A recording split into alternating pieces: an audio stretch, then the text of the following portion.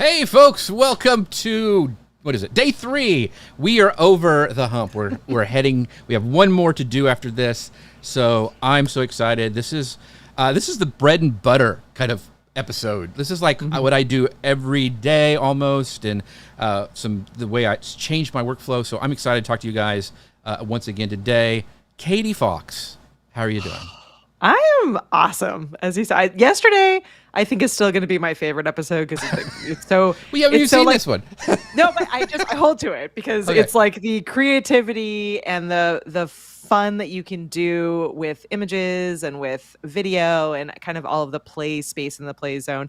I think today is going to be super impactful for a lot of people though, because as you said, I think thinking through video editing and repurposing and the video clips and kind of how you get all that content out there and why and what works and doesn't work, I think is hugely important to people.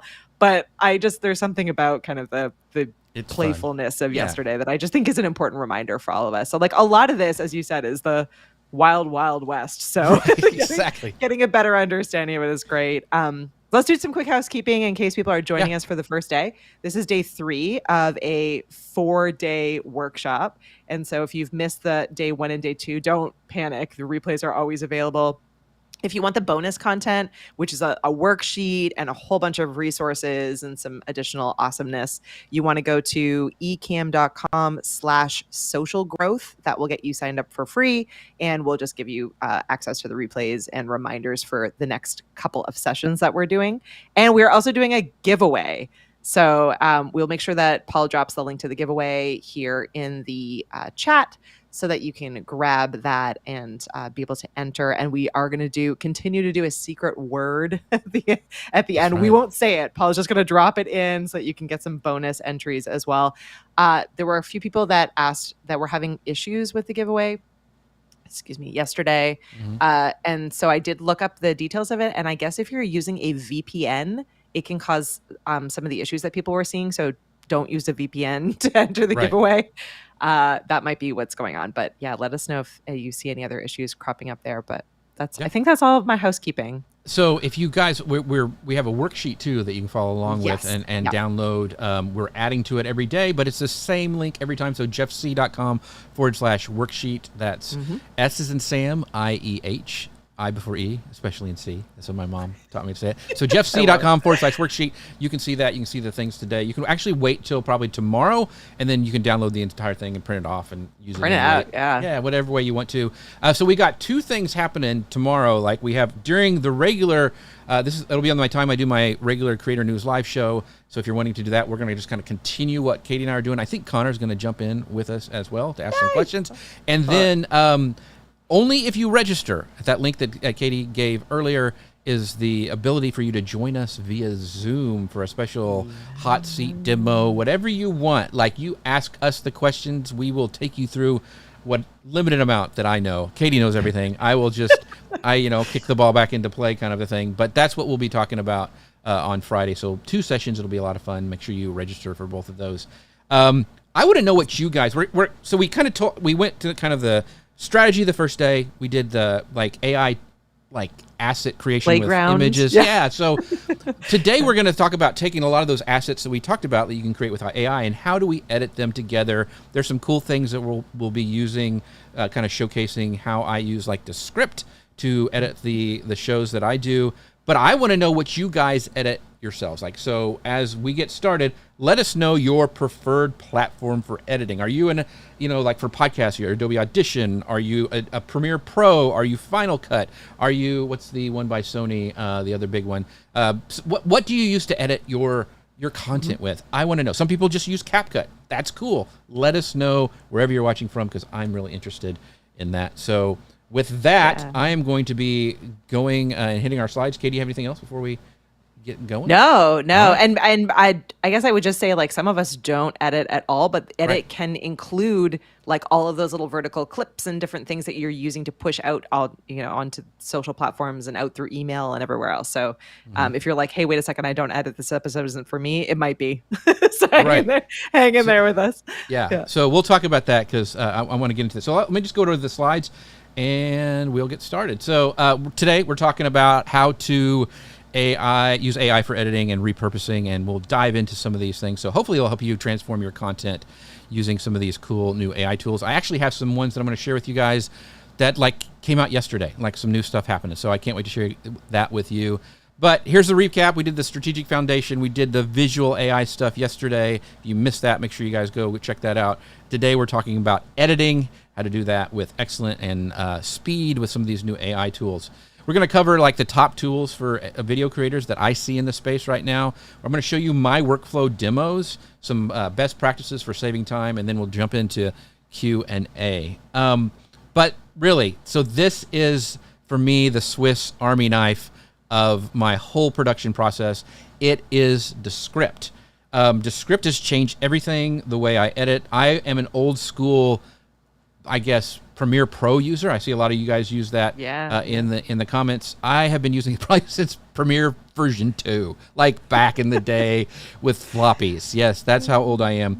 And I was all with the non-linear editing stuff, and now it's changed the way we do. And we'll talk about why I love it, because it does so many cool things. So I really do think it's your new best friend if you haven't tried it yet. I want to hopefully, it can be overwhelming if you open it and just kind of look at the interface, but just like Photoshop, like once you learn one thing, you can learn something else and kind of grow, and you don't have to do everything all at once. And hopefully I can show you guys some of what I do to give you some great ideas in your workflow. So we're going to go, this is how everything starts with the transcript now. Like when I do anything, everything starts with the transcript. So I upload my video. As soon as I'm done with my show, it goes right into Descript. It makes that transcript. The cool thing about Descript is you edit it like a document. So if you're used to Google Docs or Word, you use it in that way. So you can highlight text, move it around, cross out text, and that actually reflects into your video and audio. It is game changing. We have actually been using it for over 5 years. It's when we started Guy's podcast. He wanted us to use that. We worked with Descript on that, and so we've been with them for a long time, and I've seen many, many versions, and they change things a lot. So you guys are going to get the cutting-edge stuff that is happening right now with Descript.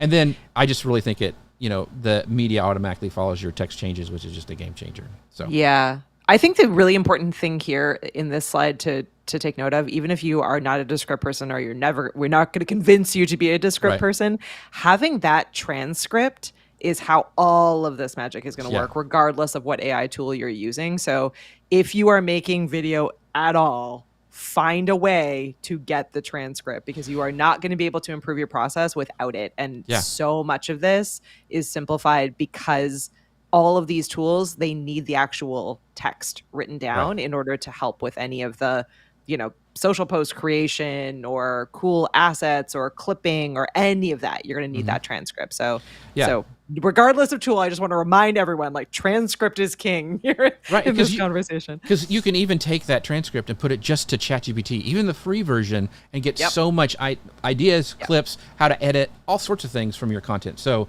that has been a big game changer, being able, I remember Rev was the thing. You have to do it. And it was like $1 per minute and all this stuff. So now it's just kind of ubiquitous everywhere, and we all have access to that. So that's very, very cool. So, okay, keep on going. So the magic happens with that transcript, so don't ignore that. So cut, copy, paste your way to success. You can arrange this audio and video by just moving text. So there's no more timeline scrubbing. If you're used to a timeline like Premiere Pro users, there is that, and I use that a lot in my process, and I'll show you that when we go into the actual Descript interface. But it's just really, really intuitive, and it really has changed my workflow for the better. So, like I said, I went from Premiere Pro and Final Cut and then to Descript. So if you've been scared to do editing in the past, I really think learning these tools, like a tool like Descript, like Katie was saying with the transcript-based editing, is huge for you. So you can do a lot. Don't be overwhelmed. Take it a piece at a time. The cool thing is you're not going to screw anything up. Like, you already have the audio from your show, and then you just make a copy of it, put it up there, and like, it'll change it. But if you screw something up, you can always go back. So don't be scared of playing with these new tools with AI. So here we go. We're going to walk around Descript, and I think it's changed everything. So when we get into this, I want to kind of give you an overview of tools that I use every day inside of Descript and how it works, and then I'll show exactly how that works in the interface. But of course, because this is live. You never know what's going to happen, and I want to make sure to bring these up before I jump into the interface. So we'll sing our theme song if it goes sideways. Exactly. We'll just play that over and over on a loop. So the big thing, removing filler words, right? And we'll talk through that. A lot of people overuse this, and it becomes robotic. Yeah. So how do you do this in a way that enhances but does not hurt the communication to your audience? Regenerate. This is a huge one. It's AI-powered content regeneration. So what would this happens if I mispronounce a word, which I do all the time, or if Guy coughs or he bonks his mic when I'm editing his podcast, I can highlight that section and hit regenerate, and it will use my voice or my guest voice to re-say what that error is. It'll just redo the words. It'll take out a background bonk or a dog barking or whatever. It's very, very powerful. Now, I can't type in and make a guy say something totally outside of what he said. You can't do that unless you have created an AI persona of Guy's voice, and he has to give permission, and he has to do training, all that sort of stuff. So if you're doing it for a client, it's worth having them do that. But I can't just say, hey, Katie, I'm going to make you say whatever. Jeff is the best beard in the business. Like, I can't make that happen. Yeah, I didn't say that. I know, but I can't do it with this script. I can't make you say something you didn't say. I can fix and enhance a mispronunciation, or if you dropped the end of a word or something like that, I can fix that, but I can't make you say something else. And the other big thing we use all the time is find clips. So this one's huge. Yeah. Once the show is done, I hit find clips. I get 5 clips. I can go in and tweak those inside of the interface. One of the reasons I love Descript and why I think it's amazing for, like I say, it's like the Swiss Army knife. It's because before I would like edit it in Adobe Premiere, then I'd upload it to Headliner to get the captions or an audiogram. Yeah. Then I'd download it again so I could upload it to YouTube. So that takes a lot of time. There's a lot of friction, uploading, downloading, applying, downloading. If you can find a program, and this is why I love Descript so much, that kind of does all of it, or does it good enough that you don't have to go somewhere else, oh my gosh, that is a huge time saver, being able to do that all in one spot. So we'll talk about that, and I'll show you that when we dive into the interface. All right, so the next part here is we're going to be talking, oh, come on, slides. There we go. So it does this clip discovery, the find clips. It helps me find it for social media content. It also helps me find cold opens, like a lot of like YouTube channels and even podcasts will have a section in front of the kind of opening music where they're doing something that's really significant. They have the guest said something really poignant or something you want to highlight that you put at the front of the podcast. It's great for finding those cold opens very, very quickly. It does save hours of manual searching. Then I can go in and tweak. I can trim it the way I want, and I can do this all inside of Descript because it kind of identifies that best content inside of there. So the new thing that they have, and it used to be called templates. Now it's called layout packs. Once again, this is things that Descript has changed. This is also how we have sped up our production, because once you have a template, you basically can find your clip, highlight it, and then click on this layout pack, and it will make it for you. And then I'm ready to export it. Make a system. Yeah, that's very, great. very fast. So that's what we do for our posts. The other thing is we have different drives. Like I have a drive for Guy. It's almost like a Dropbox kind of drive where you can switch between clients. Multi-track. This is huge. A lot of people don't use this for Descript, but this is what makes the repurposing process super awesome and fast and easy and editable and customizable. I love it. And this works with Ecamm like hand in glove, because you can make, when you're recording a show, you can have a version that's everything's mixed together. It's all burnt in like it's on YouTube. But then I have a clean track of both myself, my guest, my co-host, both audio and visual, and that video, and that lets me repurpose it really, really easy.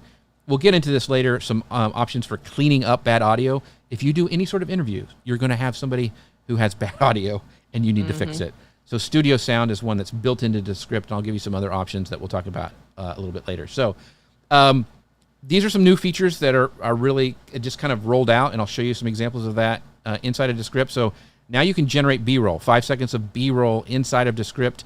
They have some preset kind of styles. So if you like those, you can use those. You can do now with Underlord. It's not an AI overlord. It's an AI underlord, because it's too scary to be an overlord. is that you can actually talk to it almost like a chat, like I was showing you yesterday with editing images. It's still not all the way there, but if you're doing like a talking head by yourself show, it works pretty well with that. You can also do B-roll there.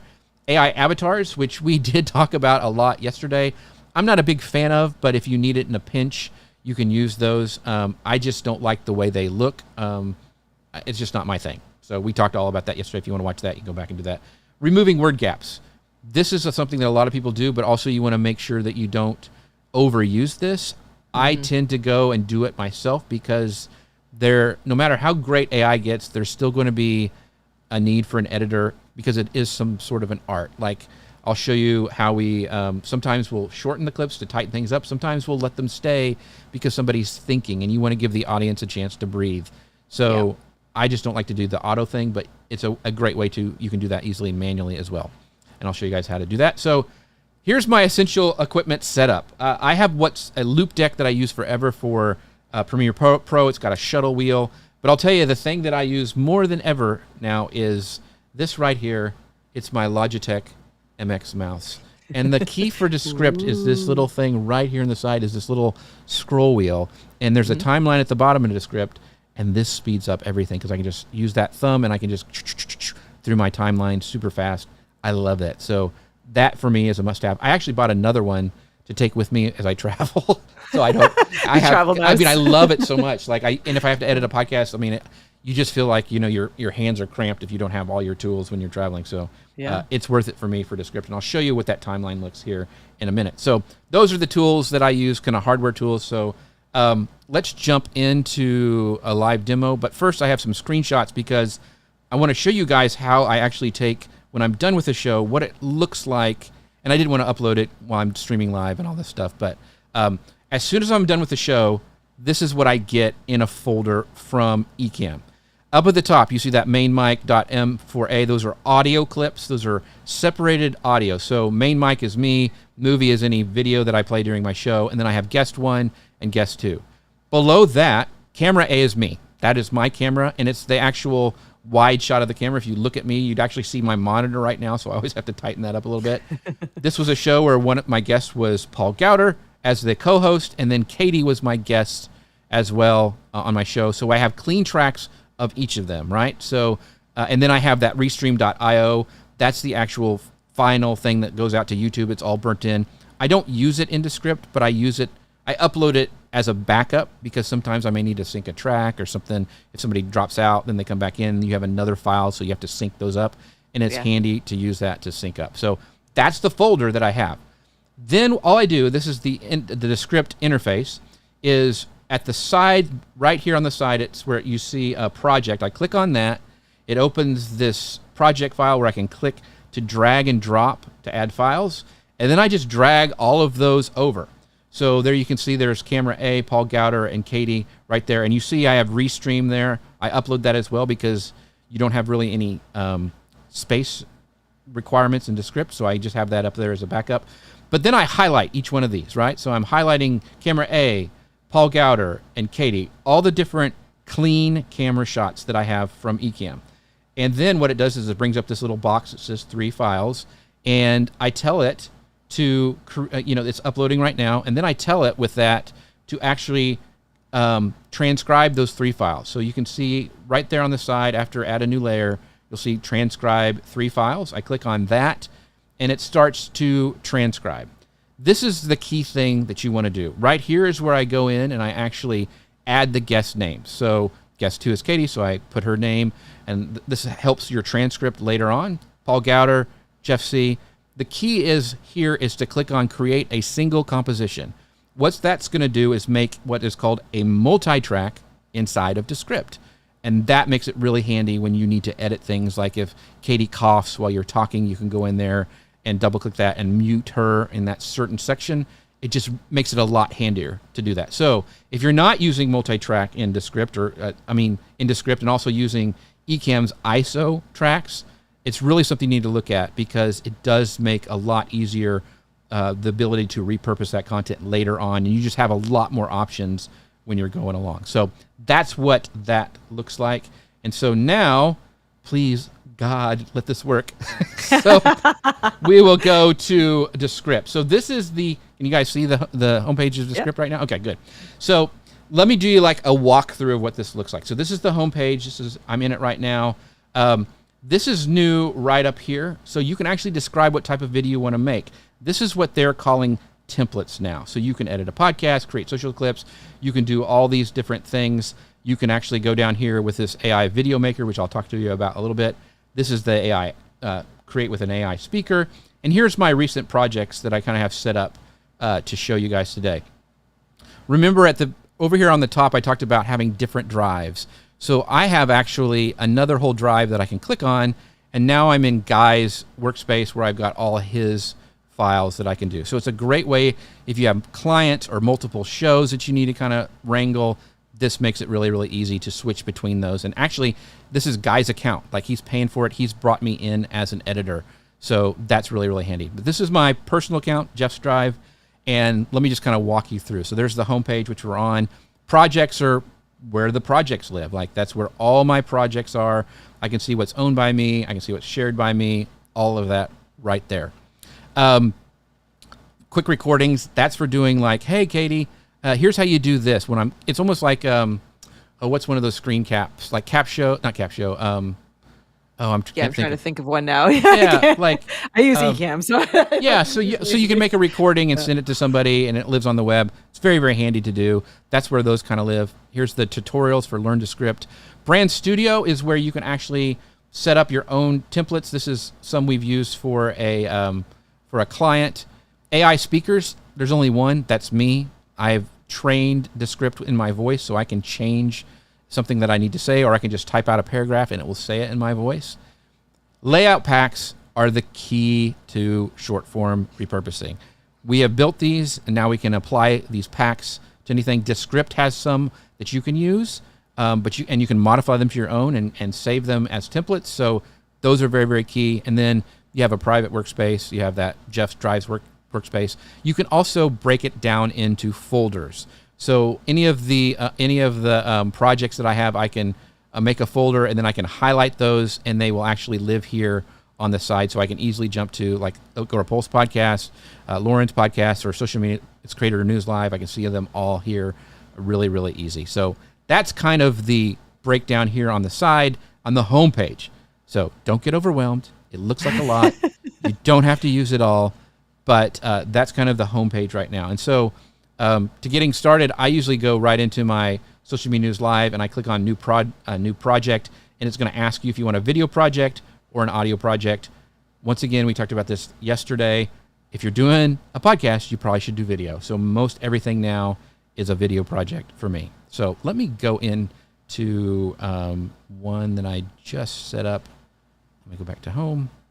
And this is, go ahead, Katie, you're going to say something? While you're doing it, I'm just going to scroll through and catch a couple of these questions. So Steve is asking whether or not it's easy to capture the screen shares in Ecamm. Yeah, you can record. I mean, Jeff is we're actively recording and streaming this in Ecamm, so we would have copies of that really easily. So yes is the answer to that one. Faye is asking about the slide deck. Yes, we'll absolutely share the link to the slide deck, but as Paul said, it's not going to, you will still have to reference this video for the screen shares. Right. Those won't be in the slide deck. A lot of people saying that they love the same mouse that you do. Oh, okay. So I'm having, Faye has a travel case. Do you have a travel case for us? I don't. Hey, drop that link down in there. I want to know where to get it. Yeah, we know what to get Jeff now. All right, sorry. I know that there's a couple other questions up here. Oh, this is a good one. And I don't know whether or not, I don't know the answer to this myself. So Rich is asking, is the quality of the YouTube generated transcripts or the Apple podcast transcripts acceptable? So like the ones that are generated by them as far as they use for closed captions. So it's better than nothing, right? Like it's better than nothing. But if you're doing this process, you already have a transcript that you can clean up really, really easily and easily download and use for any of those things. That's what I would recommend. Because we're already in this, and Abby's helping me do repurposing, my daughter who works for me, we have a really nice transcript when we're done. Guy's thing is because he is also hard of hearing, he really wants to have a great transcript, so they even go another step and really do cleaning it up and doing a lot of extra work on top of it. So it just, if you can do it, yes, but if not, it's okay to use the Apple, and it's better than nothing, I guess is what I'm saying.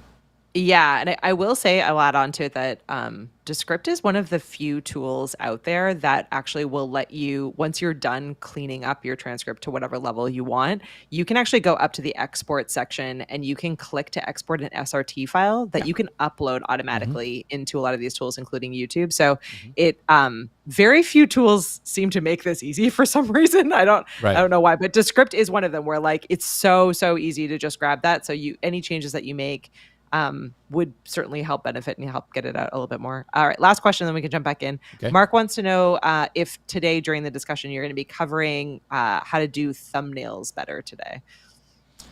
Probably not. That's probably going to go back to. We do have a thumbnail workshop if that helps you. Yeah. So we talked about the AI tools yesterday and how we do the thumbnails on our AI generation. We may, and make sure you come to the Zoom if you have more questions about that and ask that we're going to have on Friday. But we probably won't dive in too much to that today. It's mostly the editing that we're going to be talking about. So let me jump right back in. So let me kind of walk you around now. Now we're into the project kind of look. This is where kind of all the heavy lifting goes. So right here on this side of the screen, on the left side of the screen, you have your transcript, right? And because I went in before, remember I marked each of the different tracks, it actually tells me like who's speaking, Connor Brown, everybody's there. So that's very, very cool. You can actually go in and write and change things. It's really easy to set that up. Down here is what they call, it's kind of like the timeline where you can actually add like layers on top of things. Once again, don't get freaked out. I'm going to tell you a lot of things. You do not have to use all of them. One of the things, because I am that old school editor, I always do this. I drag it up because I want to see the actual audio. The wave. And I'm actually using that thumb little scrolling thing at the bottom to scroll through all this stuff. So that's why I love it. If you hit Alt plus, you can zoom in, right? Like I can see exactly what's going on here in this timeline, and I can edit things. You can actually go in here, and if you want like more space between words, you can do that, right? And so now there's a gap clip in between that. So you can do a lot of stuff from this timeline. I a lot of times will use the S key to make a cut, or I'll right click and say split clip right here, and that makes a split, and then I can like shorten word gaps. We talked about that before. Like I can shorten it like that, and then I can. The great Eric Fisher says, now remember, because you're doing video, every time you make a cut, you're going to make a jump cut.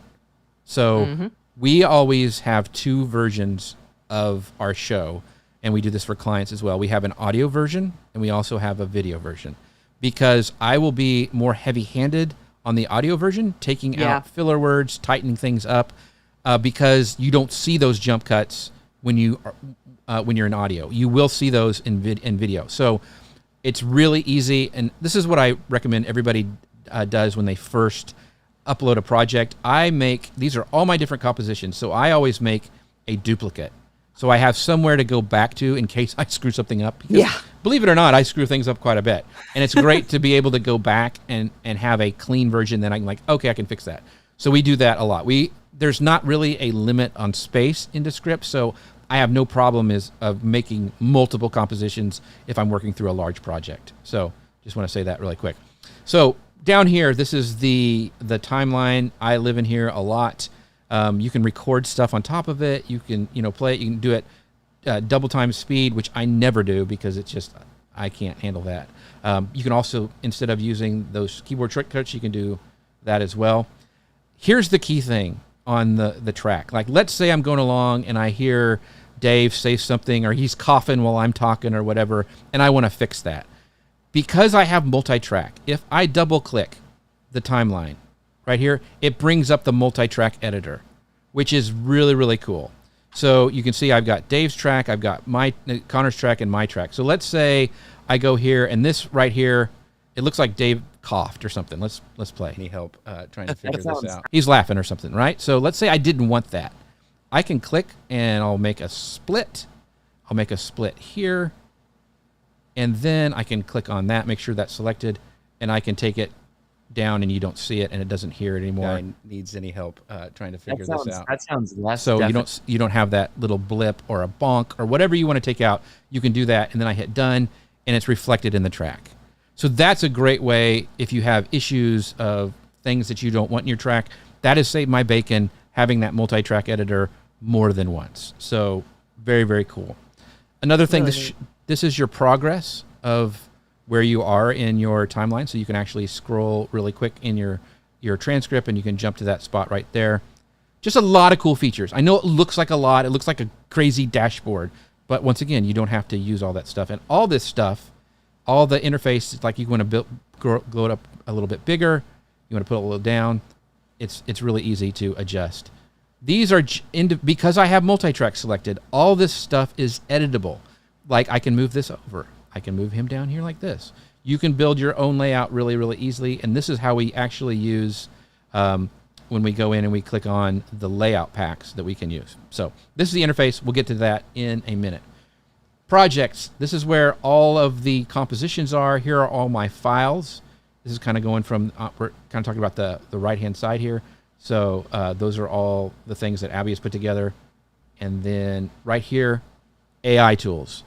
Very, very cool. Edit for clarity will go through and actually removes filler words. It kind of does the blather that it thinks. I don't use that because I'm an editor. I can do it myself. But if you want to play with that, that's a great AI tool to use.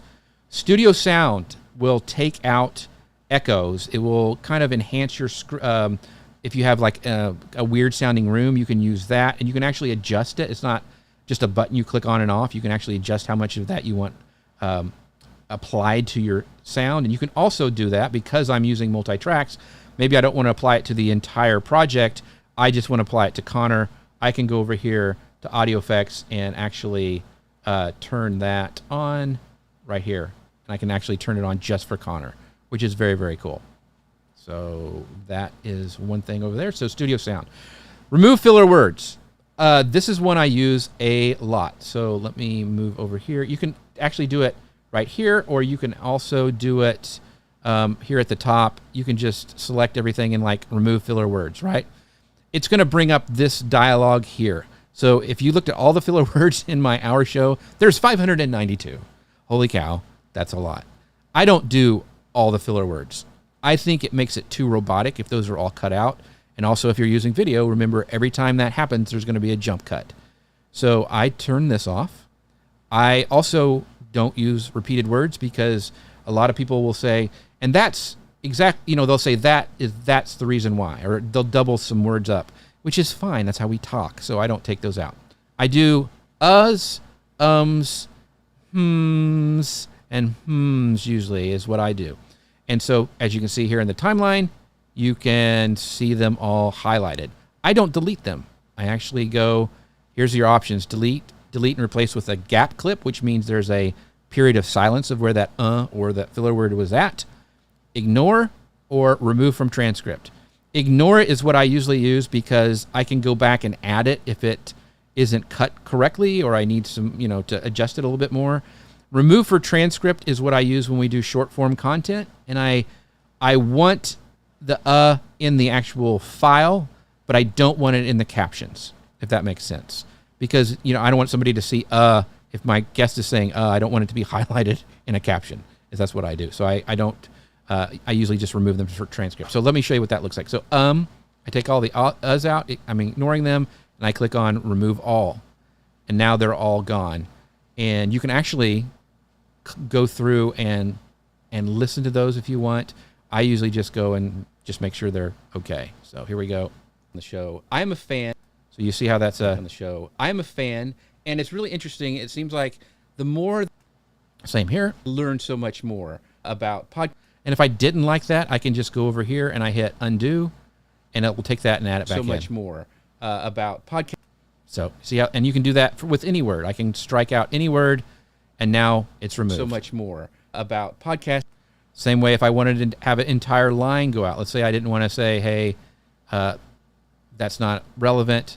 I can click on that, and then I can go the onion. Let me go back here. Podcasting. He's just a great guy. So if you haven't checked that out, you need to go. So you see I made a jump cut. It took that out. But once again, if I want to undo that, I just do that, and it's added right back. So very, very cool for filler words. We use this all the time.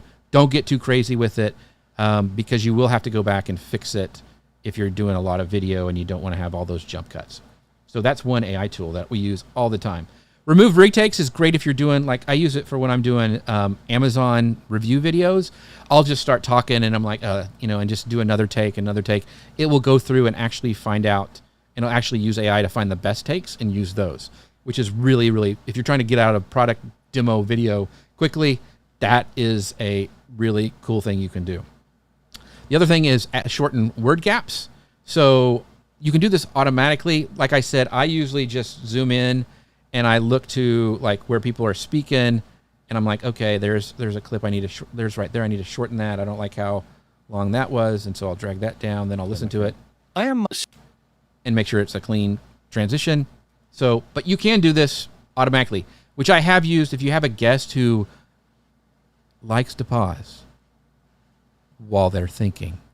This is great because you can actually go in fast and say, I want gaps more than 3 seconds, and I wanted to shorten it to 1 second, and it will shorten all of those. Or you can actually go in and auto advance and listen through these over here. You can jump to them, you can skip them, but you can actually have it go through and figure it out for you. So if you have a guest that has, like, it depends on the guest, you can go in and check that out and use it that way. So AI tools. Quick question, Jeff, coming in that I want to catch in this moment. Daryl is asking, what is the difference between ignore and delete and replace with gap?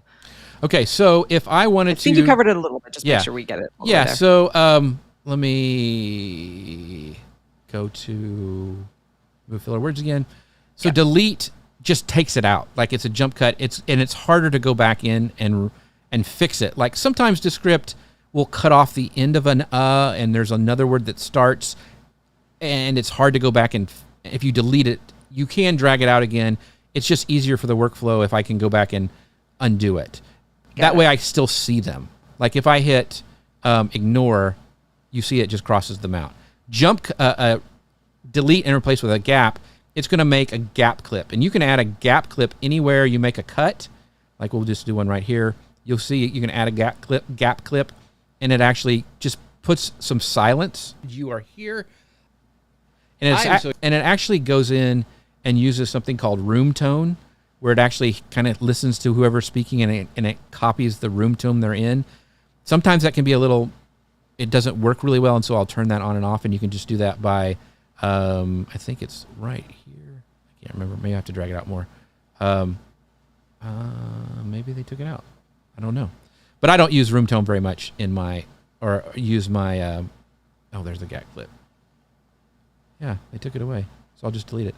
But there's a setting, I believe it's in settings, where you can go and change how you want room tone to work in the project setting section of that. So did that answer the question? What happens, I think, yeah, definitely. What happens if you choose ignore, as you did, so that you can still see the words there, and then you export the finished file at the end? Is it going to include the ums and ahs or not? So what you can do, especially when you're doing a transcript, it will not. So if you export the audio, it's whatever you have ignored, it's not gonna be. It's like exactly what you hear.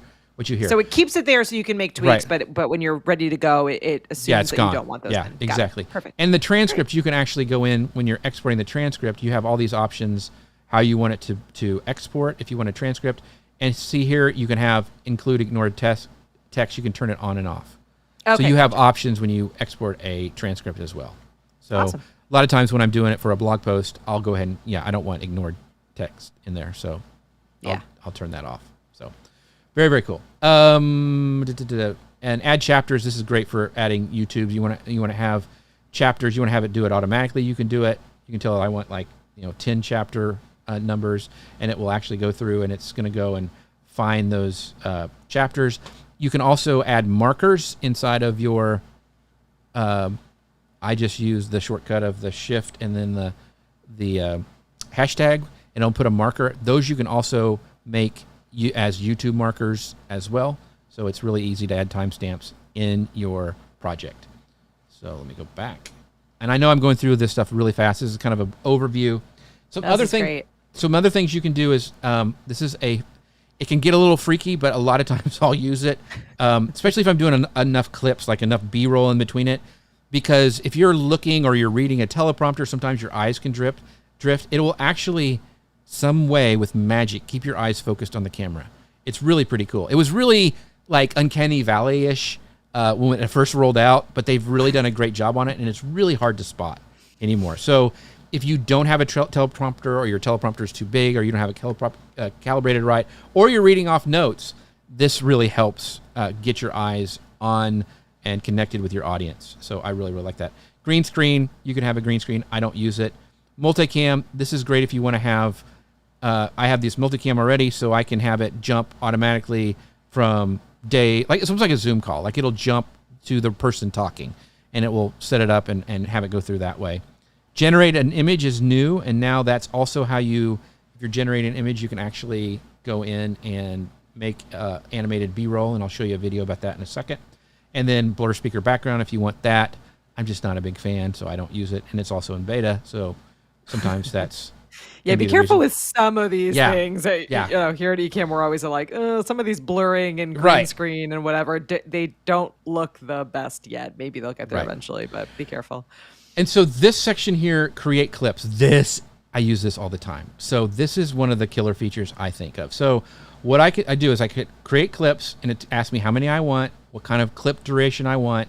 If I want to have a layout that I've already picked, I can actually do that. I usually do it after the fact just because I tweak stuff so much. And I usually say, I don't want not Jeff or Connor, because I want it to be my guest, right? This works sometimes. And it can tell that, I guess it has the names. Yeah, so sometimes it's not always, it doesn't always work, but I do it anyway because I like, and so we'll just hit it. And what it's going to go through is go through and find some great clips from this that I've done with Dave Jackson, and it will pull them up. And here we go. And it even gives you titles and how long it is, how it rates it, different layouts you can use. But I just click on that, and it's also ready to go. It's already edited it for me, but it had me talk, which I didn't like. So let's go to a different one. Here's Dave. So it took off my message, and it's ready to go. Knowing your audience and knowing what they want, and then delivering it to them in a somewhat entertaining or educational fashion.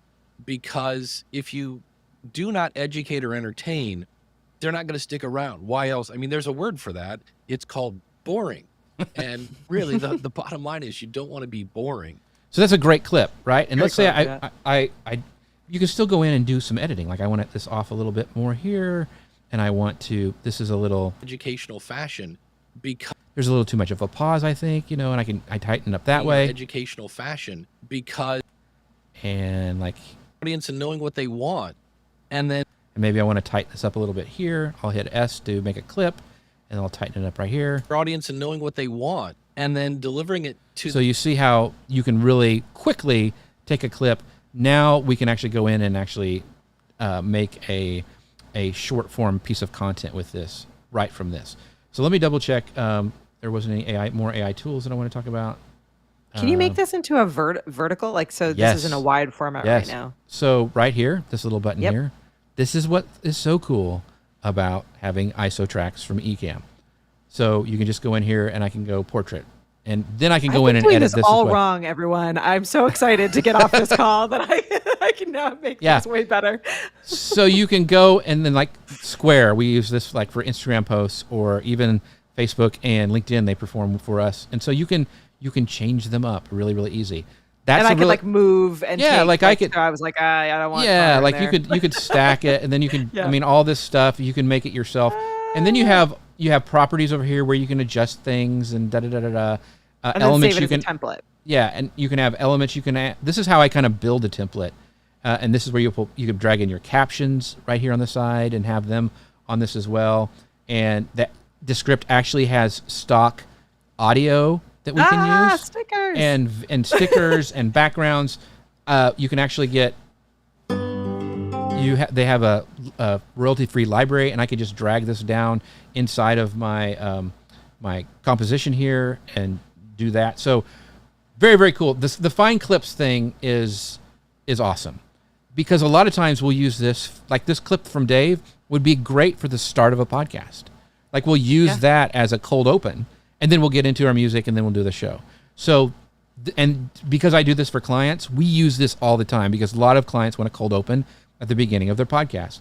This lets me find them really, really quickly and actually and get them into my workflow really, really fast. So that's really cool with Create Clips. Let me see. Go back. Someone is asking about, and you may not know the answer to this, but I figured I would just throw it over to you anyway. How well the eye contact correction works with people who wear glasses. Do you know? Yeah, so I've done it for because I'm wearing glasses now. I don't you're always wearing wear glasses. So And so I think it works pretty well. I think if you have a long video where you're talking a lot and you're just like not blinking and like staring, that gets a little weird. So, but if you have B-roll that you're jumping from, like most YouTube videos are, it's great, especially when you're doing and you're talking and even reading a teleprompter.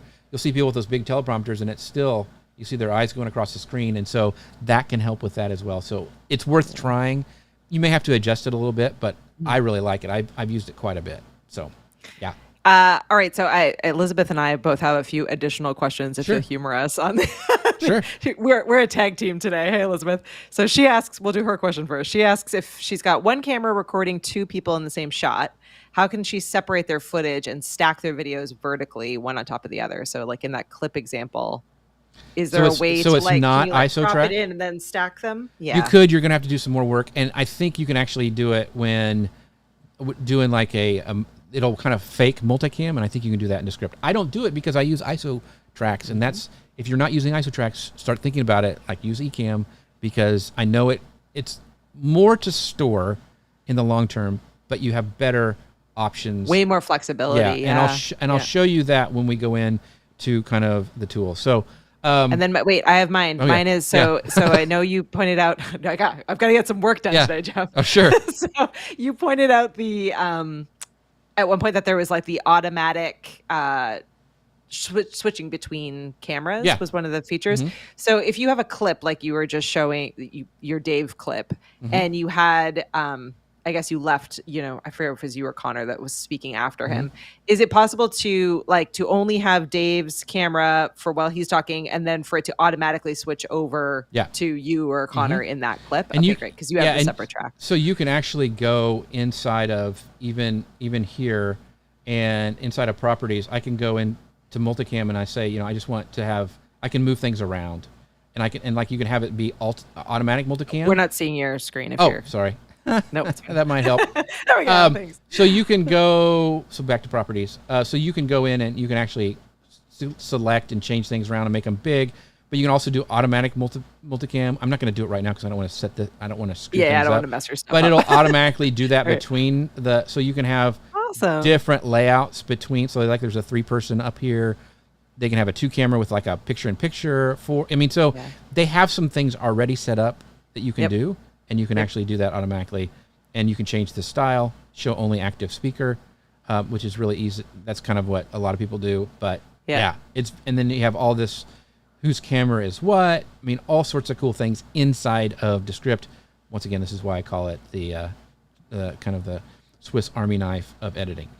Really neat. Yeah. So create clips, create a highlight reel. I don't like if I had an event, like if I wanted to upload a bunch of footage from Ecamm's Creator Camp, I could put that all in there and say create a highlight reel, and it will actually do like a super cut of all that, which would be is very, very cool. So you can take.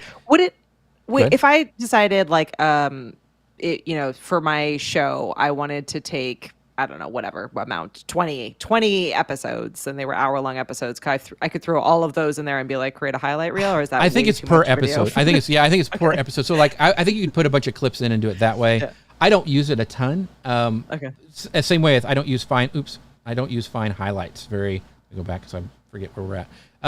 I don't use automatic multicam very much either. Or that's not what I'm talking about. I don't use highlight reel or find highlights, which it can find the things that you say that are interesting. That if you're doing like a talking head by yourself kind of show, it might be worth doing it that way. You also have this new translating where you can actually translate your transcript captions to other language, which is very, very cool. And then there's a bunch of other cool things for when you're actually ready to publish. You can draft a title, you can summarize it, you can draft your show notes right inside of Descript, you can draft a YouTube description, social post, blog post. You can actually brainstorm. It can help you write a script before you even start actually filming. I usually start with an outline if I'm doing that, and then you can go in and rewrite something Like if you don't like the way you've written it or the way it sounds, you can go ahead and have the AI help you do that. So that's kind of the AI tools, which is so cool, and they work really, really well in Descript. Properties are where you're going to adjust things. Like if you want to adjust where Dave is at, move him around, you can see he's moving right there. You kind of have that granular control if you need to do that. You can round, your boxes, do a border, all sorts of things. This is where you can do some video effects. You can actually say, I want to blur this background, eye contact. So all that stuff is in there. You can also do some animation.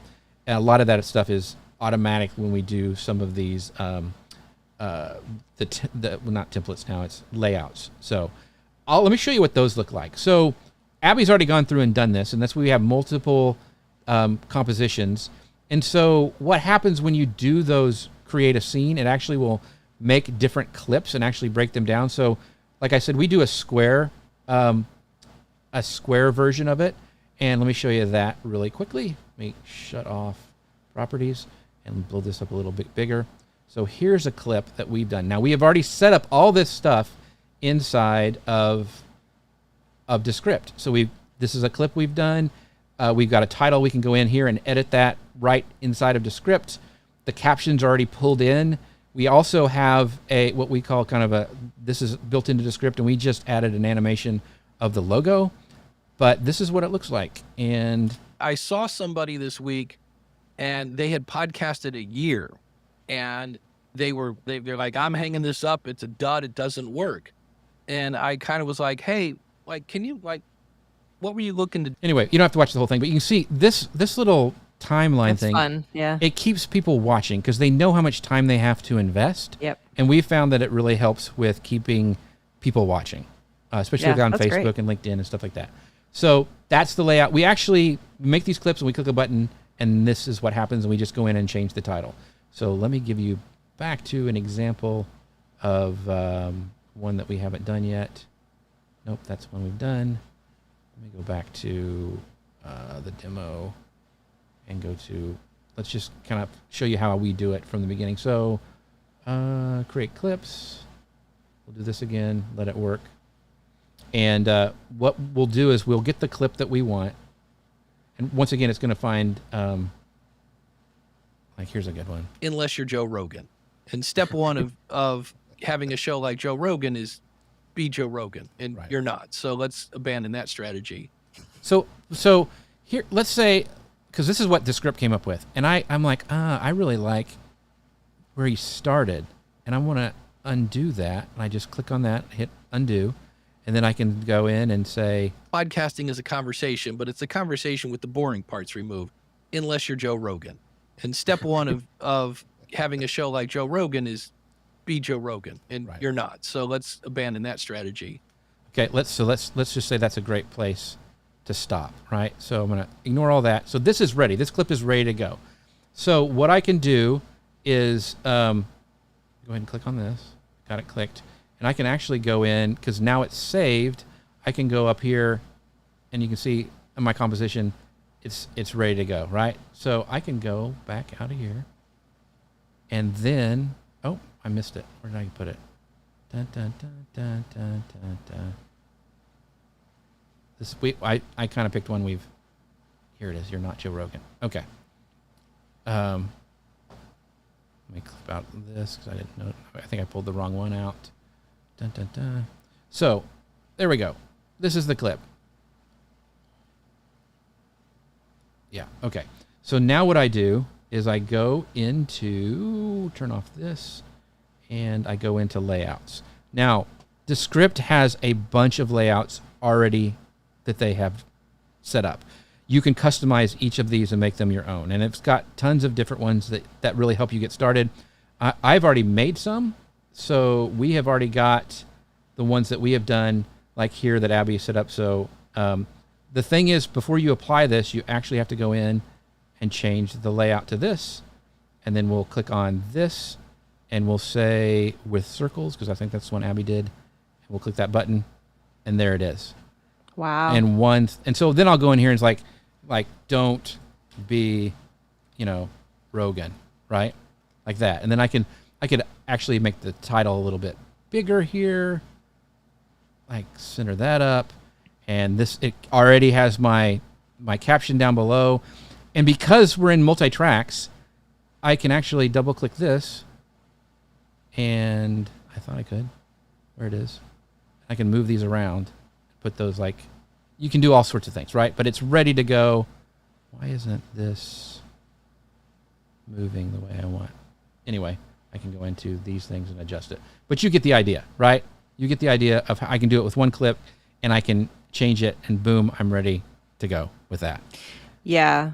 I want to just say, because I'm watching all of the mind blown comments coming through in the comments.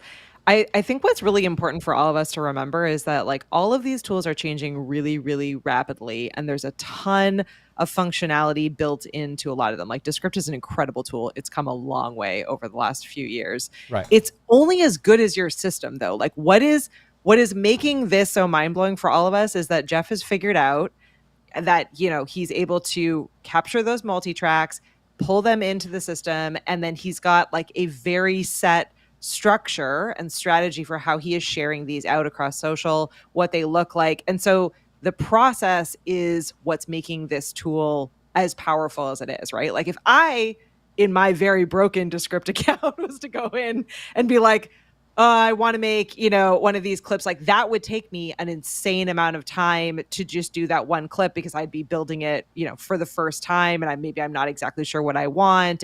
So you do need to have a process and be able to understand which of the tools and which of the features within this tool are the most powerful for what you are trying to achieve. So it's just really, I know everyone is just all my money at Descript and I'm going to buy Descript. And great, right. Absolutely. But as someone who has spent money at Descript and it's been sitting on my desktop for a very long time, not using it and using a bunch of these other tools, it is only as good as knowing what you want to get out of it and having a really clear and great system like this, and leveraging isolated tracks and layouts is hugely powerful. So go for it if this makes sense for you. And that's the output that you want to have, but don't immediately just switch tools or buy something and I think it's going to work for you. And I have this in the toolkit, and you can go there and sign up for Descript, and I think you get a free so much to test this stuff out. But here's the thing: the reason I've done this is because I was tired of the time uploading and downloading, and so yes, some other tools may do stuff better, or you may like the captions better on some of the other things. But because I don't have to do that, it saves me time, and it's good enough to go out.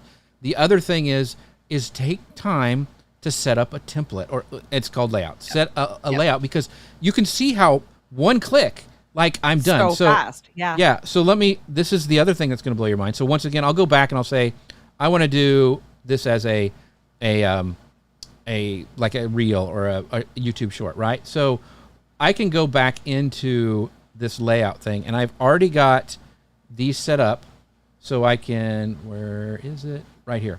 So I'll see layouts that I have them set up for guest and host, where you can see our face, and also the guest singles, because we'll actually sometimes, like Katie was asking, having it go full screen on the guest. So I'll just do this to show you what this looks like, and I'll apply it. Now I have to adjust some things, but there it is, where we got the thing in the beginning. See and podcasting, and then I can go in and double click on Connor, move him there over. you go. Yeah, that's what you're trying to do before. And then I can do this. I can also, with my kind of leverage up the faces right here. But now I have it the same. Oh gosh darn it! Undo. What did I do? No, it's pink. There we go. Now I broke it. Now I did a pink thing. I don't know. There it is. But now I can conversation, but it's a conversation with the boring parts removed, unless you're Joe Rogan. And step one of having a show like Joe Rogan is be Joe Rogan, and you're not. So let's abandon that strategy. Now, I made a background that's always there. I've got these set up, and then Abby can go in and do this. So it really does make things a lot easier and quicker once you've got that system in place. In fact, let me go into, because there's a really good one that's doing really well right now of Katie that Abby put together of... Let me see here. Is it this one? Nope. Is it this one? Nope. Oh, yeah, it is. I think it is. No, that's not it. I have it. Maybe did I put it as a demo? That's not it. Let me find it, because it was really good. and because you can actually do the maybe it was that first one. Pod edit. Oh, is this it? This is it right here. No, it isn't. Sorry, folks. I'm trying to find where. So many Katies in the room. I know. Is this it? Shorts one. I think this is it. So you're not feeling comfortable. Yeah. Have other people come up to you. And so watch. Yeah. I'm excited to meet you. And then the third one that I like is like a really simplistic thing, but like there'll be someone that walks by and I'm like, oh my gosh, See how like, it went full screen? She has the coolest shoes, or See, she's got that's so awesome fun. hair, or like I'm people watching. I'm just standing there being like, oh, that I now will just walk up to them and say it. I in my mind I'm having a small breakdown, but I just walk up. No one is upset that you've gone up to them and said that you like their bag or that you think whatever. And it starts a conversation. Nothing might come of it. They might just say, oh, thank you, and then continue walking. No worries. You've gotten a little bit more comfortable with it. And it's just such an easy thing to do. And so Abby added this little thing in. Yeah. And so right here, these are scenes, and this is where things like there's a transition right here. And I'm like, oh my gosh. See how it. And I'm like, oh my God. Yeah, we like to start the clip out so you see all of us. So one that, like, hey, this is my show, by the way. Yeah. But then we want to highlight our guests. Like, he has and so they've got, that's an automatic transition that it kind of does. And we just applied it. And then Abby went in and just kind of, hey, here's the transition down here at the bottom. Let me go over here. And you can change these from automatic to a smart transition. And that's what it did. And you can ease in and out, all sorts of things. Once again, start small. Just put together a template and go from there. So questions? Absolutely. There's a couple of good ones coming in here. So Daryl asks whether or not you can get 1080p for guest ISO footage in Ecamm or in Restream. It's not yet in Ecamm, I don't believe. I don't know about Restream. But if you did a Zoom, couldn't you have the high quality Zoom as an ISO track? I don't know the answer to that one. That's a good question. I don't know I don't think so. I think it's still capped for guests, but I'll check into that and get back. Paul might know as well. Yeah, jump into the Zoom and we'll see if we can answer it. So that's a good one. All right, another question coming in. We are actually going to talk a little bit about this. So this user Beyond Limits is using Opus due to the Ecamm integration. Just to be clear, Ecamm has an integration with both these tools, so with Descript and with Opus. And I really like the way it does captions. This is Opus does captions. With Opus Pro doing transcription now, what would be a push me over the edge to Descript? If you can do everything you want in Opus, then don't switch. But if you want to, use things for different sizes, you want to actually maybe do if you have a long form podcast and you want to have some of that long form podcast as a YouTube video where you're still in landscape mode, but you want to have it a little bit tighter that you let go as a video. The one thing is as content creators, we forget how much content we have. Like if you do a show every week, you have a ton of stuff. Like my guests answer great questions. Every one of those questions can be an answer to a question, can be a clip that drives people back to my show. So we get at least 3 to 5 clips from every show that we do. And that stacks up over time. So I like being able, once again, use what works for you, but me not having to upload it to another place and have it do it that way. Because I'd have to multi-track, I'd have to make it do the automatic multicams, download it, and then upload it that way because, and we'll talk about this, going live to tape has those things burnt in a little bit. So there's some give and take with each of these tools. This is my process. I've done it for 5 years. It works really fast for us. And so that's how we do it. Yeah. You are going to have to play, maybe it's not called a game, but let's call it a game. You're going to have to play a game in your mind on your time, right? Like your time is valuable. So it really does depend on what your overall strategy is, what you're like trying to get out of what you're posting. Like and we'll talk about this in a little bit, but like if you are just trying to get more reach or discoverability for your show specifically on YouTube, like you might be fine just doing the absolute bare minimum with one of the simpler tools and not be doing a ton of editing or manipulation using a tool like Descript because maybe those clips don't have to be perfect. They just have to like catch attention and YouTube Shorts is going to allow you to do that. So like, again, really think through what your strategy is, how much time you want to spend on this, what your workflow and process is from a big picture point of view, because it really does, like, this can take up an insane amount of time depending on how nitpicky or perfectionisty you want to be. And you need to remember how much of that matters. And it's going to vary by platform. It's going to vary by audience. It's going to be a personal decision you make. You know, some of it you might want to test and see. Maybe what you think is super important, you know, having like the full branded everything, it doesn't work for your audience or doesn't make sense for you. And you're spending a lot of time and money for no real benefit. So just really, there's so many tools out there and so many different, there's not a one size fits all perfect process. And you don't have to make it as elaborate as this. Like you don't have to have a moving background. You could have it just, but you could also make it really clean and simple by just clicking one button as well. That's my thing. I want to click one button and have it done. And then I can just go up here to export and I can have all these different options. By the way, if you are an old school editor and you want to like take it to the next level and like take it into Premiere Pro, Final Cut, you can do that. Like you can export your timeline as an XML file, drop it into Premiere Pro. And I've done this before and make more complex edits if you're that kind of editor and you want to use this kind of like for rough cutting. Totally easy to do. For that, but so many ways to output things, and you can actually have it go as a Descript link if I want it to people to watch it and proofread it before I send it out live. There's all sorts of options. It's very, so very powerful. Magical. Like I don't mean to. What I just said, I don't mean to sell the software short. This is absolutely fantastic. I just know we're all kind of everybody's guilty different. To some level of being like, oh, I'm just going to jump in and this tool will save the day, and it really like it does matter what your plan is and what you're doing and where you're putting it and all of the big picture. Episode 1 matters. Go back and listen to episode 1.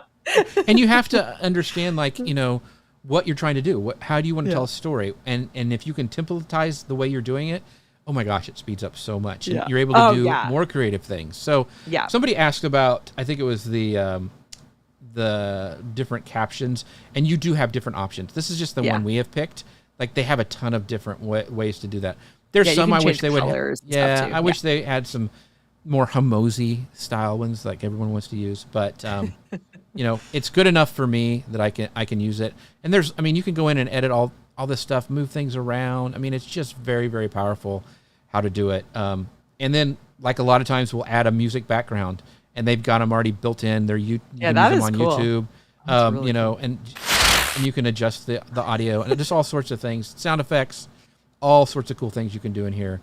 This is just the tip of the iceberg. So let me go back to our actual slides here. Bring back the slides. And see if, so now we're going to talk about, like, so we kind of already went through long form into a social, but I want to give you some other things to do it. Like, this is why I love Descript. We talked about it. They're already separated by Ecamm. Make sure you turn that on. You have to have Mac silicone. I went out and bought a Mac computer, a silicone. At this point, based. You really should anyway. That was like the next day when they announced that. So it's really cool. Create the templates one time, and then you can apply them, you know, as long as you want until you want to change your design. Finding edit clips, you saw that was something I use every day, and then how to export. It's really, really easy across all the platforms. Here's some other ones that we're going to talk about. We mentioned if you don't want to use Descript, you've already got an editing process. What's another way to get some short form content? OpusClip, Submagic, and Taja, which is kind of a new one that Katie introduced me to, that we have some screenshots for. But OpusClip, that's kind of the one that everybody knows. You see a lot of podcasters using this. Great tool. Yeah, it's a great one. It gets better. The AI is getting better and better. At first, I was like, ugh, it took me so long to go through all the ones that I didn't like. That's one of the reasons I like Descript, is because I can just, if I'm listening to it, I can highlight something and export it, and I click that button, and it applies a template to it or the layout to it. The other one, Submagic, is another one. It's continues to get better. I've used it before. I like it as well. But this is a new one that Katie told me about, Taja, and it's kind of like that, but it does a little bit more. In fact, this is what it looks like. I imported my one straight from YouTube to test. It pulls them in, and then it actually gives you like an overview and it gets the transcript and all sorts of cool things. It gives you some thumbnail mock-ups, which is kind of fun. So, and this is what it looks like when I pulled one of them in. It gave me a score of 90. Here's the problem and I know you can edit all this, but because I go, and we'll talk about this live to tape, you can see that it pulled in because it's burned into the screen, my lower third of Paul, which is not optimal. But Katie, you wanted to talk about this for a minute because you really like Taja. and you kind of got me into really it, like and I'm Tasha. still playing with it, so it's pretty cool. I am the worst person to emulate though, because I have all of these tools and I'm not using any of them to like their full impact. So I really like, so a few things. I use Opus often, particularly for my personal podcast as well. And I will say that like I am doing the cheapest, most bare minimum version of stuff for that podcast. And so at the end of every episode that I do, I record live. I grab I do not edit that podcast at all. I grab that link, I drop it out. It goes across to the podcast players. And then I take the link from YouTube and I drop it into Opus and I grab the top 3 clips that it recommends. And then I take I literally copy and paste the transcript from Opus, put it into ChatGPT and say, can you give me a YouTube short, I think I say a click-worthy, super catchy YouTube short title, description, and keywords. It gives me those. I drop those in and I release those. And then I also have it give me accompanying social post copy for those shorts. And again, I don't edit them. I don't do any of the magic that Jeff was just showing with Opus. And those clips do really well for me on YouTube. I mean, thousands of views for some of them, like almost immediately. So that's just become my like simple, bottom kind of the bucket, make sure catch all, you need to do this every single week. It takes me 15 minutes maybe to do. So just so everyone knows, like that's what I use Opus for predominantly. We use it a ton at work as well for a variety of different things.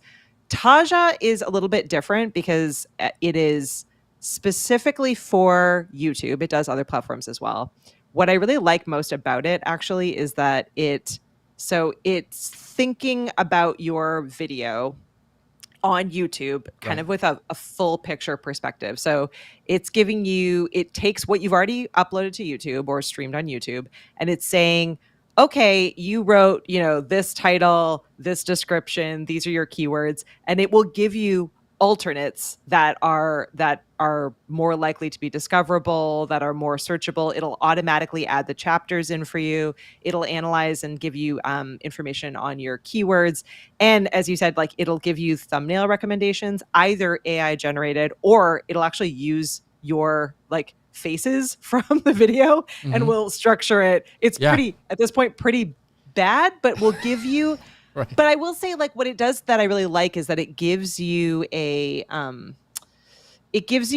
good idea of what a basic thumbnail structure should look like, right? So it's like a big photo of you looking shocked or surprised or whatever, with maybe an outline around it and like punchy text, and you can actually even edit it fully from within Taja, which is really cool. So it does. There's a thumbnail. It does a lot. Yeah, these are the AI generated thumbnails. But again, like it gives you the full transcript. And then what I really like about it is it's on the clip side. I don't know if this is in your screenshot, Jeff, or not, but no, on the clip side. So it gives those clips that are the vertical ones that we see everywhere. It also gives wide clips, and it gives social copy and a full blog post for all of it. So it really kind of is it's kind of faster and more plug and play, I guess, than like what Jeff was doing with Descript, but offers way more kind of options than Opus. So it sits nicely in between. Yeah, and you can also schedule. Like, I don't know, does Opus allow you scheduling? I'm not sure. I think they do, yeah. So like you can, as we said, like these tools are constantly trying to be the one Swiss Army knife, right? So they do all the different things, but again, and I have the luxury at Ecamm to have access to a lot of these different tools and be able to play with them. But I will say, figure out what fits your needs. Like what's made Taja really helpful for us at Ecamm is that we release the flow every single week, our video podcast. And so now we can say like, oh, okay, like maybe the live episode that stays up has, this title and description. Maybe the podcast one, we take Taja's recommendations. We can automatically add the chapters. I can now drop a blog post every single week that's like really well done, and then put those little video clips in, whether it's in wide or vertical, add 3. So it gives me kind of the big picture workflow, and all I have to do is click next, review things, and then drag and drop it into the right place, which is really nice. So I don't know. I get lots of options out there, and again, like kind of thinking through what your workflow is or what you're actually trying to get out of it. Like for us, a tool like Taja made sense because it was so YouTube focused, that was like, oh, this is designed specifically for this platform, and that's where we are living right now. So I want something that like is thinking about the platform as well. And for me, the script is that, that Swiss Army knife, because I have so many clients that I've done, like for Guy, Kawasaki, and all those stuff. Like because of the like being able to crank out podcast stuff quickly, and also have a video file we can send to the video team. I mean, it's all this stuff is for me, it makes sense. Like you said, you've got to find what works for you, but do something like. You've got to do short form clips to drive stuff. Do the bare minimum. Seriously, like even just getting it out with, across Opus or a similar tool, and getting those three clips per episode out, at least as YouTube Shorts, was huge in growing that YouTube channel. So I really will say that like just start taking that long form content and getting it out in different ways would be awesome. Cool. So we'll kind of boy, this has flown so much stuff. It's so much fun. So we'll just kind of do some wrap-ups and some other things I want to talk about. So some audio tools for podcasters and video podcasters that'll help make things sound professionally produced. Here's a couple ones that I use. Oops, went too far. One back. Okay. Adobe Podcast is a great tool. Great. So so I go between these three that I'm talking about. It depends on the room. It depends on the guest. It just really depends on what you're trying. Sometimes things like Studio Sound will work better. Sometimes Adobe Podcast will work better. But this is one to put in your toolbox. So Adobe Podcast, that enhanced speech where you can actually fix some bad audio, which has saved my bacon numerous times. Studio Sound inside of Descript, I use that a lot. I don't do it 100% because it kind of squashes everything and sounds really compressed. But it will also take out some of that room noise, once again, depending on the room. And another one we use all the time, and it's really worth, you can buy hours on credits, which I really like, is Aphonic. And we use this a lot to take out like an entire show, like if there's an echo and an entire guest, we can use Aphonic to do that. So I really like it. It's got some pre-built plugins that seem to fix almost everything. I'm a big fan of this, and it's been around for a long time, but a lot of podcasters use that. So Studio Sound, Aphonic, Adobe Podcast, those are all ones if you want to enhance your sound to put in your toolbox. I think Adobe Podcast, I think it's still free if you have a subscription to one of their accounts. I'm not 100% sure. Yeah, I'm pretty sure it is. It's enough so I can do one easily, my weekly show a month. I don't have any problem running over hours on that. Another cool one is, I forgot to show, I'll show it before we do this one.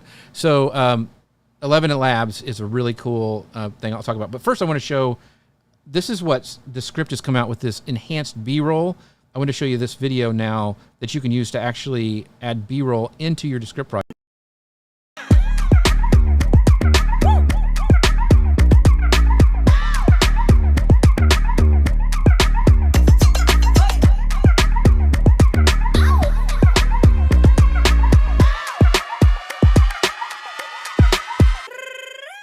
So what you can do in the script is like if you want B-roll, those are all different styles you can apply to that B-roll. So you'll say like, hey, I need to be walking through an airport, or I need to have like a semi-trucks going behind me on a highway. Like you can use that now. You generate an image and you have 5 seconds that you can put in Descript as a B-roll, which is I think plenty enough for a B-roll. But those styles that you saw in that video I just showed are the kind of the pre-selected ones you could use. You saw one like kind of look like a Muppet. Yeah, they have like, it's kind of stop motion kind of look to it. So that is one you can use. But that was very, very cool. But 11 Labs, let me go back to that. That is kind of, they are the people who are doing all this crazy cool stuff with audio. In fact, I have a client that we're taking and we're putting all his podcasts inside of 11 Labs, and they're all produced. They already have like music beds behind them, multiple hosts. And we say translate to Spanish, and it's taking that, and it's not stripping, like a lot of them will strip out and then it'll replace it with a Spanish AI voice. It's actually using like my voice, if I was the host, in Spanish, like using my voice in Spanish and actually keeping the music beds and everything intact, which blows my mind. I don't know how they do that, but to get my client's podcast out to a whole nother audience, we're using 11 Labs to do that, which is very, very powerful. They just came out with a very cool new thing. I think it was yesterday, where you actually can now have your own kind of sound effects. I'll just play the video and you guys can. The 11 Labs SFX model just got a major upgrade. now with increased sample rates, better prompt adherence, longer durations, and the ability to generate seamlessly loopable sounds to add texture to your scenes. So whether you're scoring a dystopian sci-fi or creating Foley for a spec ad, or sound design for a stunning beach scene, simply type out your prompt and then download and drag the generation into your favorite editing software. The world of sound design just got a powerful new tool. Try it today with 11 Labs. So 11 Labs has some very, very cool things to do. Like I said, we're using it to do translation for a client. So very, very cool. That just rolled out, I believe, yesterday. So if you're wanting to do like theater of the mind kind of things, if you have a podcast or a video podcast, like even the true crime people are using this to help create those Foley sounds and have a soundscape for their storytelling, which is very, very cool. Okay, really, really quick, we're going to burn through the rest of these slides. Thanks for sticking with us today because there's a lot going on.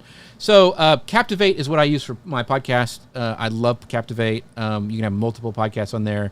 And I just use it for if you're doing a video / audio version of your podcast, it's what we use, and I just am in love with it.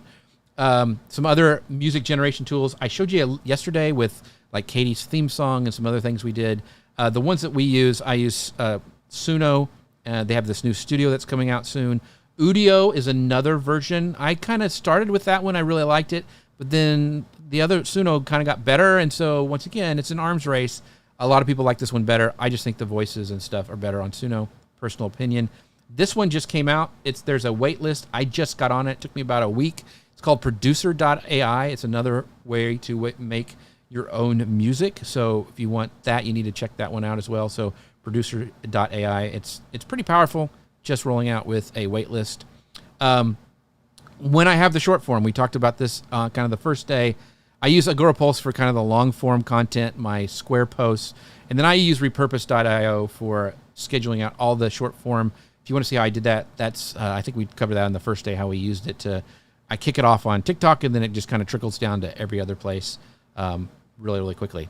Some best practices to save times, to work smarter, not harder.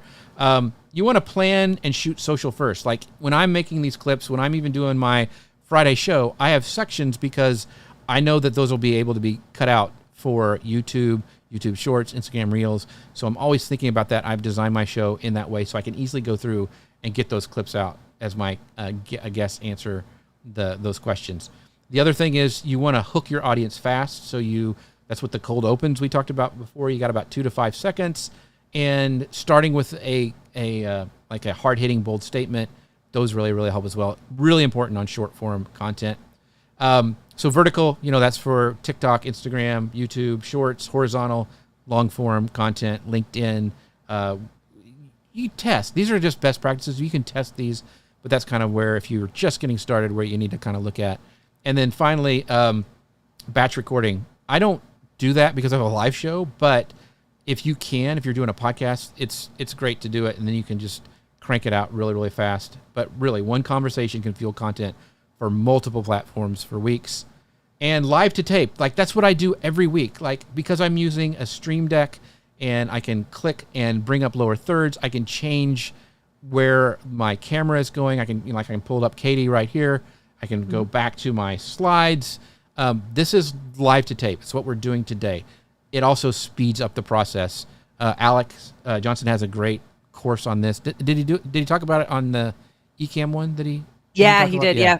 Yep. We talked a lot about that. So that course was all entirely on like no editing, and the idea there is like if you really get thoughtful with how you are recording, whether it's live recording or live to tape recording style, then yeah, I mean exactly what you were just saying. Like even if you're not batch recording, you can be thinking about all of the pieces of content that are going to come out of this long form video, whether it's by segments or visual cues or all. And these days, I mean, we just showed you that AI tools can find those best moments anyway. So focus on really great long form content, and rest assured that there's going to be lots and lots of clips and graphics and sound bites and everything that can come out of that. So if if you can focus on creating the best possible content and keeping the humanity and the creativity and you Right.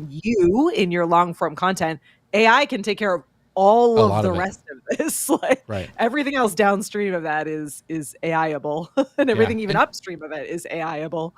And if you're doing a hosting show like an interview show like I am, like use that time to concentrate on finding great questions and finding great guests that you can answer, and like use that time to engage your community. So it's not just you can sit back and eat bonbons on the beach. It helps you create better content and engage your community in a better way.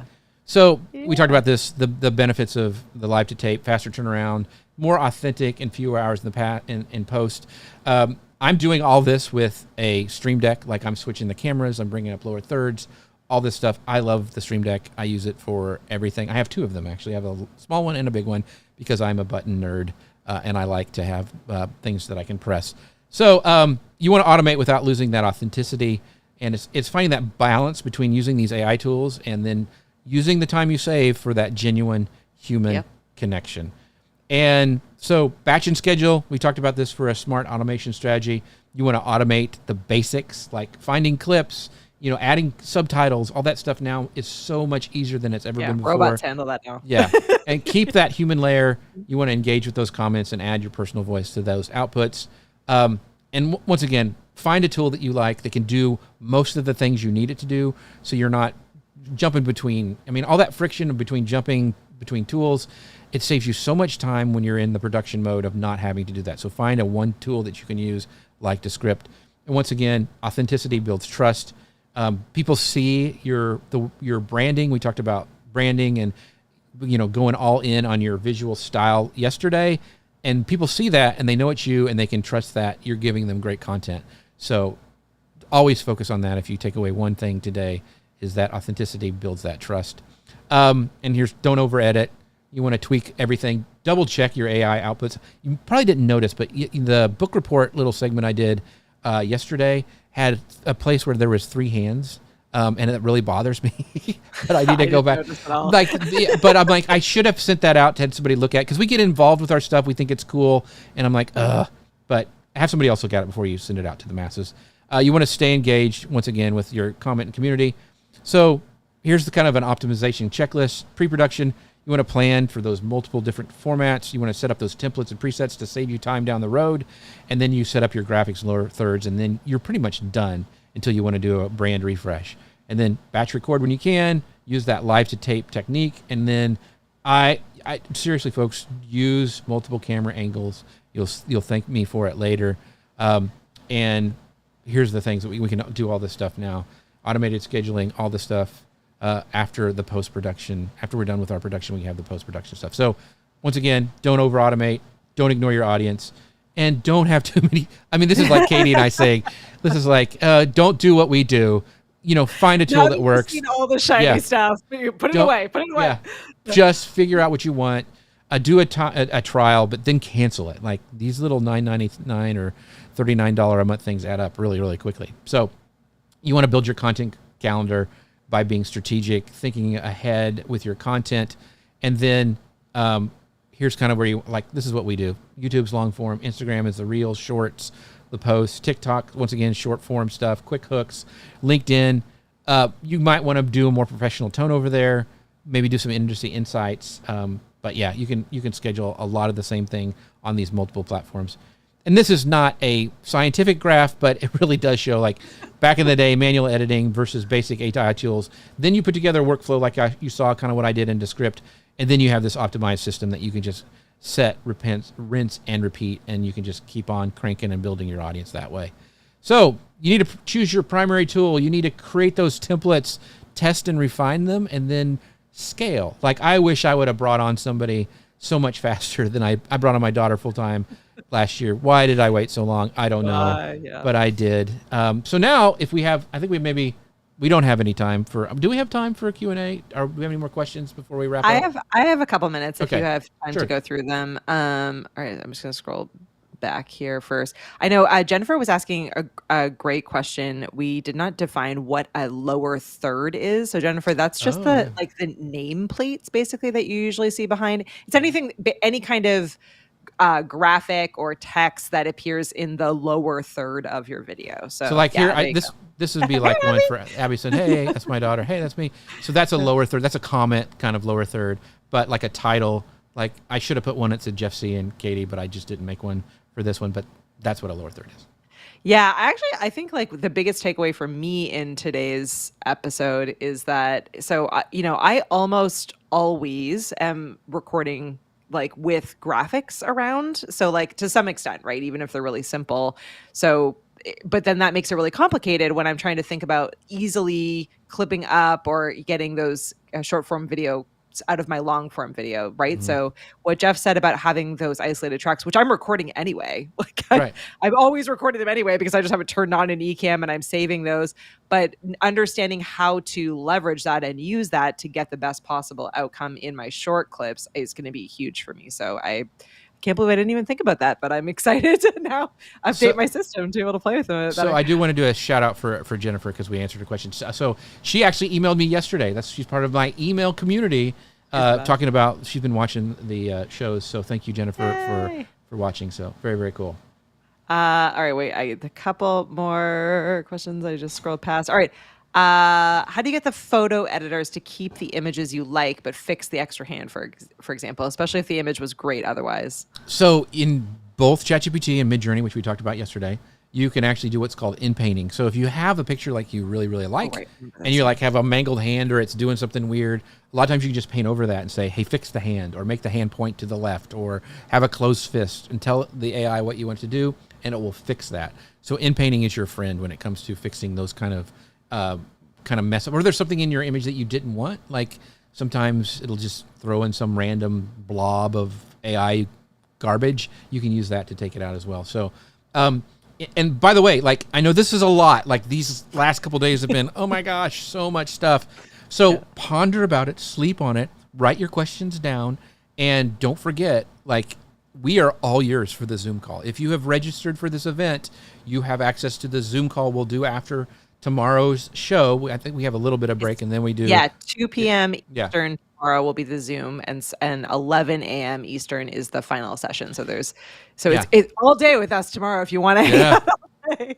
So come to the Zoom session, show your face. We want to see you. It'll be really cool. It'll be like a little hang out with your best friends and we can talk. So it'll be a lot of fun. So make sure you register because you can't get in unless you do that. So very, very cool. Any other questions, or is that it? A couple more, and then this is a good reminder for Paul to drop the secret word for today if you're playing along with our giveaway. All right, so in Descript, can you easily use a video of the audio's waveform instead of a video of the person for a social clip? Yes, you can. It has it built in. You can do. They have multiple options of how you want that audio form to work. One thing I will say is I've tested them throughout the years. They don't perform as well. Guy used to do them. They just don't work well. Now, if you want to have a talking face and have like an audio form behind you as like a background, that could be cool.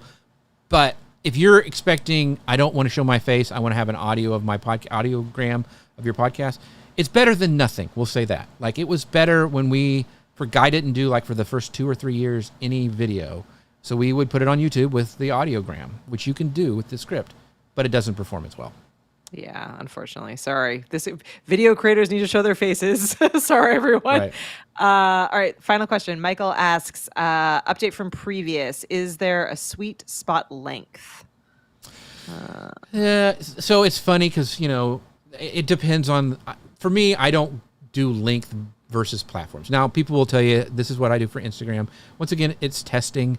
I like to make a short form content that will fit for the one that has the most limits on it. Like I don't even know because YouTube now have it longer, and even TikTok's longer than it used to be.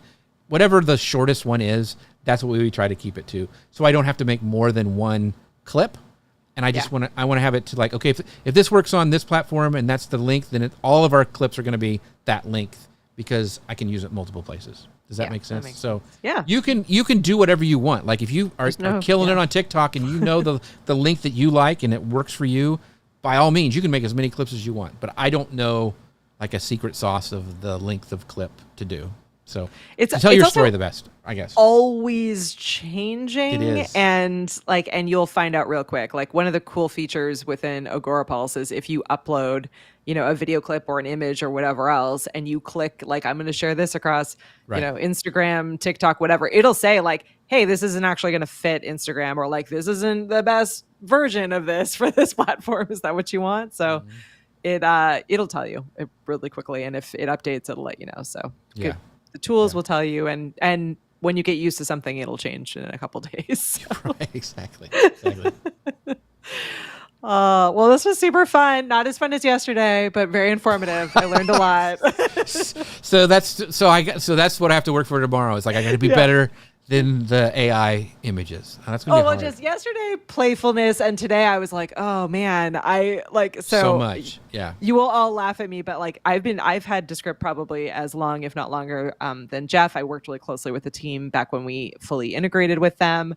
And I honestly, at this point, am only using it to easily grab the transcript to update closed captions, or to like use the transcript if I'm going to feed the transcript into like ChatGPT or a different tool to be able to do stuff. I have not touched any of the editing tools in probably a year or more, so I'm really excited to dive back in. And it's changed a ton. It looks very intimidating. Like when you open, it's like it does. It's very intimidating. Steep learning curve, yeah. So, but just take it at a time. Like, okay, I just want to use it to make a transcript. Okay, now I want to edit inside the transcript. Oh, now I want to make a template. So, and the problem is they were changing things so fast. Like all of a sudden things would move, and like it's called an underlord. Now it's AI tools. I mean, so just take a break. Their help is very, very robust. Like they have a really good help section. So just take things at a step at a time, and it can really, really speed up your workflow. So thank you guys. Jeff, can you, before we jump off, I'm just noticing comments. It looks like I might have grabbed the wrong link. Can you copy and paste in the link from today's